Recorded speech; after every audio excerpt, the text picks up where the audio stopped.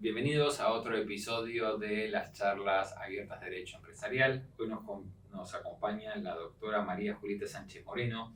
La doctora Sánchez Moreno es abogada por la Universidad Católica de Cuyo, tiene un magíster en políticas públicas por la Universidad de Torcuato Di Tella, posgrado en organizaciones sin fines de lucro por la Universidad de San Andrés, trabajó en un Leadership Development Program en la India, hizo un curso de posgrado de Derecho Administrativo en la ciudad de Buenos Aires por la Universidad Católica Argentina, un programa de Derecho Intensivo de Derecho Societario en la Universidad Austral y es profesora adjunta de Derecho Empresarial acá en la Facultad de Ciencias Económicas. ¿Qué tal, Julieta? ¿Cómo estás? Buenas tardes. Hola, bienvenida. Estamos con el doctor Alejandro Pesot, que nos acompaña hoy, y el tema de este episodio era ver estos elementos de las sociedades tales como el domicilio, el nombre, el objeto social, que son características del contrato social. ¿Qué nos podés contar de esto? Bueno, así como cuando hablaron en los episodios de personas humanas, personas jurídicas, la sociedad, propio de su personalidad jurídica, tiene atributos. Uno de sus atributos es el domicilio. El domicilio dice la Ley de Sociedades en su artículo 11 que debe ser, determinado en una jurisdicción, por lo general en el estatuto social, en el contrato, en el artículo 1, siempre se pone que se constituye la Sociedad Mercado Libre SRL en la Ciudad Autónoma de Buenos Aires. Pero ahí tenemos que el domicilio no es lo que se entiende como dirección normalmente, ¿no? No, Claro. porque el domicilio te va a determinar la jurisdicción. Y la jurisdicción es donde la sociedad queda bajo qué leyes impositivas, competencia de los tribunales. La sede social es el lugar físico dentro de esa jurisdicción. Avenida Córdoba, 1600, piso tercero, departamento C. Eso es ahí donde que queda no dentro del cuerpo del estatuto o del contrato, sino en lo que llamamos acta constitutiva, porque permite que mediante una reunión de comisión directiva o de directorio, si es necesario por una cuestión administrativa, hacer una rápida modificación de ese domicilio físico que está determinado, porque es donde la sociedad va a recibir la notificación. Claro, también ahí lo que tenés es que, si no, cada vez que te mudas de oficina tendrías que cambiar el estatuto. Exacto, Entonces, evitas una reforma de estatuto. Y eso hace, lo que se está tratando, en la normativa, es, que no impedir con trámites burocráticos, sino que continúe la dinámica. Pero es fundamental esa inscripción que haga la sociedad en el registro público de comercio. ¿Por qué? Porque el domicilio, si no, es inoponible al tercero. Si yo hice el cambio y no lo notifiqué. Claro, es un detalle no menor, porque te van a mandar una notificación al domicilio anterior y vas a quedar notificada. Porque obviamente las personas jurídicas, como las sociedades comerciales, tienen domicilio legal y no real. Claro. ¿No? Esa importancia, disculpe, pero, que vos estabas resaltando, cobra, no es un simple atributo, como creo que muchos así lo estiman, sino que en estos tiempos cobra un relieve muy importante. Digo, sobre todo las mega empresas, básicamente no las de comunicaciones o los gigantes tecnológicos, me estoy refiriendo, que impactan en los derechos de las personas. Digo, que de pronto, no sé, como ha ocurrido, lo cito porque es un hecho real, de Google, ¿no? Que puede llegar a inhabilitar una cuenta de un usuario y es intimado por una autoridad administrativa de Argentina y en forma bastante demorada, porque hasta que ubicó el domicilio, no tiene un determinado domicilio donde cursar la notificación para que sea fehaciente. Bueno, esos temas que cobran importancia, la determinación y la explicancia, ¿no? que se requiere para que el proceso empiece y continúe. Claro, ahí un poco cómo tenemos eso de los domicilios con estas empresas, claro, así súper internacionales, digamos. Otro de los puntos que fija la ley es que el domicilio debe ser un lugar real, no puede ser, claro, una casilla del buzón de un correo, no puede ser un baldío. Entonces, por supuesto que a partir de las últimas normativas de Inspección General de Justicia, también cuando uno constituye una entidad, debe informar un domicilio electrónico. Pero la notificación fehaciente sigue siendo lo que se haga de modo físico en la sede social última informada en el registro público de comercio. Lo que pasa es que muchas veces es muy difícil inclusive saber eso, salvo que le pidas un informe al registro público de comercio cuando tenés que convocar a alguien a una mediación para iniciar una demanda o algo, muchas veces es muy difícil. La primera notificación, no sé por qué, nunca llega bien, en mi experiencia, ¿no? Siempre tenés que probar con otro. ¿Hacés el domicilio. chequeo en el boletín oficial? No, tendría que hacerlo. Está bien. Habría que Siempre, tomar ese lo primero ejercicio. es chequear el boletín oficial. Lo que pasa es que muchas veces hay trámites que pueden llegar a haber salido sin esa publicación. Entonces uno se pide a través, hoy por hoy, en el trámite a distancia, una de las copias y testimonios de las últimas inscripciones. Si la sociedad fue renuente, se les pasó o porque son cool, no hicieron esa última inscripción del domicilio, va a quedar válidamente notificada. Está bien, interesante eso. Incluso también la Inspección General de Justicia, en ese domicilio o ARCA, como es el lugar donde está la administración y se deben estar los libros obligatorios sociales, puede hacer una inspección. Entonces no es, digamos, las implicancias de tener el domicilio actualizado, esa sede social, son, digamos, por eso la ley lo prevé y claramente te impide que hoy sea un buzón, un baldío. Básicamente ARCA, ¿no? Que después, digo, caso Netflix, que a partir de haber determinado realmente su domicilio, empieza a emitir dictámenes a los efectos impositivos en Argentina. Claro. Más allá de la actividad que ejerce dentro de la jurisdicción nacional y demás. Muchas veces ese domicilio puede no coincidir, Claro. muchas veces, con el lugar de explotación de la actividad. Porque hay muchas entidades que están constituidas en la Ciudad de Buenos Aires y tienen su explotación en Vaca Muerta, una minera en la cordillera de San Juan, pero el lugar de jurisdicción al cual están, digamos, impositivamente obligadas, a donde las voy a citar en caso de un juicio o tribunales, es la Ciudad de Buenos Aires. Claro, YPF no saca petróleo en la 9 de julio, claramente. Pero Así que tiene el edificio ahí en Puerto su Madero sede espectacular. social, claro. Tal es cual. ahí. Genial. ¿Y en qué diferencia hay entre también como domicilio, si querés, subsidiario, el de las sucursales y cómo juega ahí también el tema de lo que son las filiales? Bueno, están, digamos, son las aperturas que se hace en diferentes jurisdicciones en la provincia de Entre Ríos. Y se limita, digamos, la responsabilidad a los actos para los cuales se autoriza esa sucursal, esa filial, digamos, la entidad. Un caso laboral que tenga, digo, la filial o la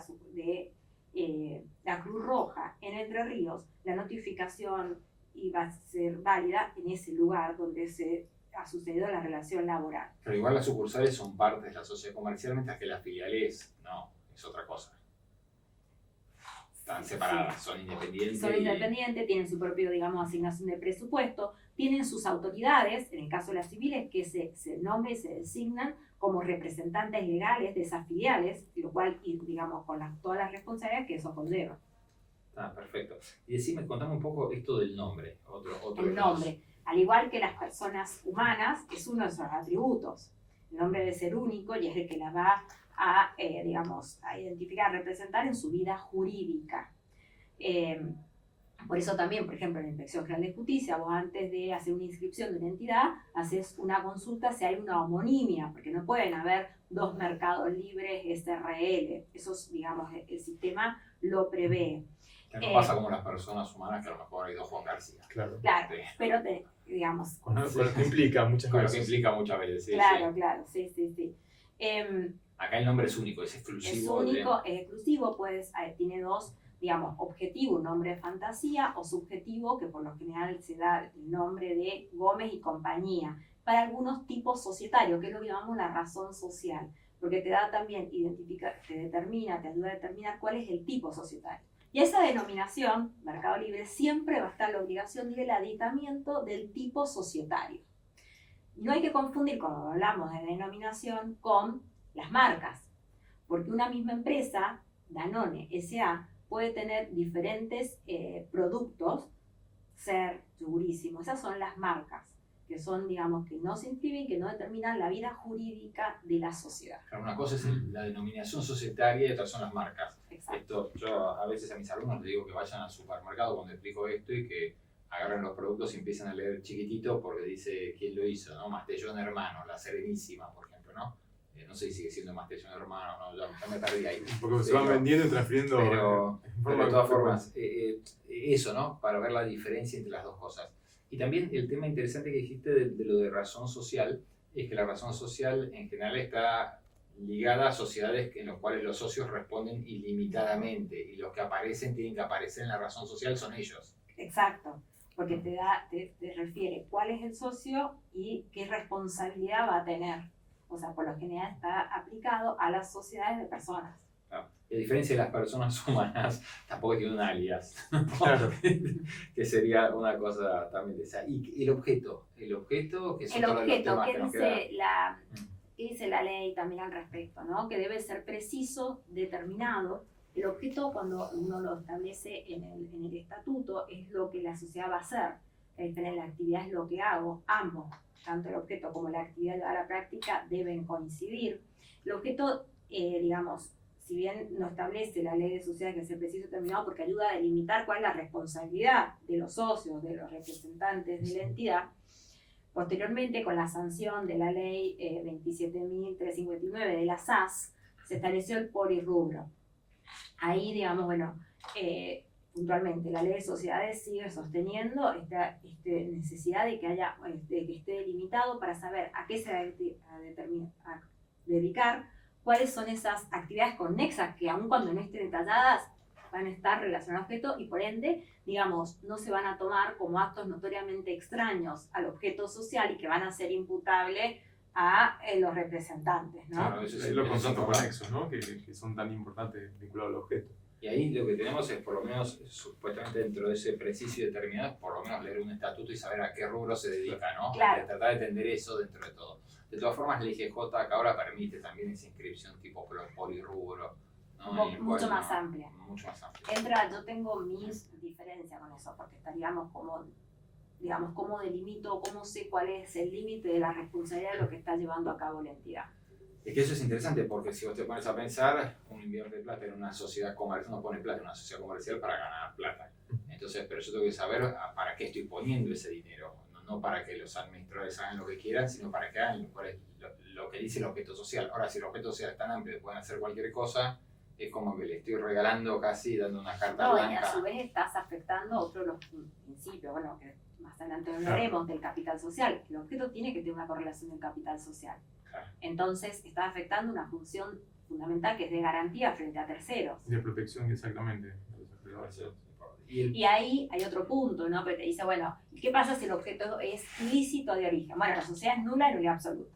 ¿Qué pasa si el objeto es lícito de su origen, pero luego la actividad se transforma a ser ilícita? Hay una empresa de transporte y logística, pero luego los socios o algunos de ellos decidieron a través de esa empresa hacer el transporte de mercaderías ilegales. Bueno, la actividad torna ilícita, entonces la sociedad se va a tener que disolver y liquidar, digamos, salvando la responsabilidad del socio buena fe que desconocía lo que hacían otros, ¿no? Y hay actividades objetos que en función del tipo societario tampoco podrían llevarse a cabo, o que determinan ese tipo, porque estamos hablando de un elemento no tipificante, de acuerdo a la ley de sociedades, pero si yo voy a hacer un banco, una sociedad que tenga como objeto seguros, voy a tener que tomar como tipo una SA. Bien, perfecto. Y por último, para seguir cerrando esta charla, nos queda ver el tema del plazo social. ¿Tienen plazo las sociedades? La ley lo que dice que debe tener un plazo determinado, no fija un máximo. ¿Cuál es el uso y la costumbre que ponemos en todos los estatutos, contratos? Dice, bueno, se constituye la Sociedad de Mercado Libre S.A. en la Ciudad de Buenos Aires por 99 años. ¿Por qué se pone 99 años? Yo eso siempre me quejo, digo, ¿por qué 99 años? Yo creo que se ha tomado como una costumbre de estatutos tipos que permitidos por el Registro Público de Comercio, y también sirve un poco para flexibilizar y saber el socio, bueno, cuál es el plazo que tengo para desarrollar este objeto que me propongo. Los fierros, la infraestructura de un contrato de concesión a cargo de la empresa. Porque después, digamos, también la ley de sociedades en otros de sus artículos, que es el 62, te pide que en los balances contables el administrador fije o ponga cuál es la fecha de finalización de la sociedad. Ahí la ley, previendo, bueno, que siempre es digamos, continuar con el tráfico comercial, le dice a los socios, bueno, tienen 99 años, heredaron la sociedad del abuelo, del padre, está pronto a terminar. Bueno, pero querés seguir con la empresa, yo quiero seguir con la explotación, digamos, productiva, ganadera. Bueno, ¿qué hacemos? Tenés la prórroga como mecanismo. Antes de que venza, le solicitas al Registro Público de Comercio, mediante un acto digamos, un acta que aprueba la prórroga, que te den 99 años más. O sea, es un atributo muy bueno que tienen las personas jurídicas que no lo tenemos los humanos. No puedo pedir un changüí de más. No, me acuerdo ahora no, pero en la administración anterior del IGJ lo habían reducido a 30 años máximo. De acuerdo. Porque 99, uno seguramente sabe, Sí. eso es optimista, ¿no? Sí. Hacer una sociedad civil va a durar 99 años, porque si hacemos nosotros, posiblemente no esté ninguno de nosotros Claro. dentro de 99 años, y quizá tampoco nuestros hijos. Entonces, Pero ahí yo creo que la ley, al no establecer un plazo máximo, no debería ser acotado por ninguna autoridad. Los 99 años yo creo que es más de los usos de costumbre de Sí, quienes la práctica. hacemos, digamos, la práctica. Y después, ¿qué pasa? Venció. Se pasaron los 30 años. Sí. Suponete que decían, no, este objeto vamos a desarrollar las vacunas, para lo cual estamos siendo la sociedad, en 15 años se te pasó el plazo. claro, y hay un detalle importante, sobre todo para los alumnos y demás, un poco que no hay un plazo en ningún lado y que el plazo tiene que estar más o menos relacionado con el objeto, pues tampoco voy a poner un banco y lo voy a poner 6 meses. Tiene que Ya estar. no me lo aprobaría. No, nadie va a hacer una inversión por ese plazo y aparte, digamos, una entidad, el objeto que determinó los socios, digamos, siempre se supone que uno proyecta ir por más, ¿no? Y entonces dice, venció el plazo, ¿qué puedo hacer? Nosotros queremos seguir con este proyecto de seguir investigando y haciendo vacunas. Bueno, está la reconducción. Venció el plazo, la sociedad entra en un estado de disolución y liquidación, pero los socios pueden decir, espera, yo voy a pedirte que me hagas una reconducción de la sociedad. Lo ingresan al trámite al registro público de comercio, pero ahí ellos corren el riesgo de que entre que se define la reconducción y sale la inscripción, el socio va a responder por todas las obligaciones de modo ilimitado. Es un riesgo. Con lo cual es el indicado interesado como para que eso se achique bastante del tiempo, ¿no? Para que se resuelva. Bueno, Alejandro, ¿quieres hacer alguna pregunta más? No, solamente Está más que completo. completísimo y te agradezco muchísimo Gracias. la Gracias. intervención y el aporte. Gracias. Muchas gracias a ustedes por estar ahí. Como siempre, cuando terminamos, cualquier duda, pregunta o lo que sea, escriban por favor al mail empresariofce@gmail.com y trataremos de respondérsela. Hasta luego.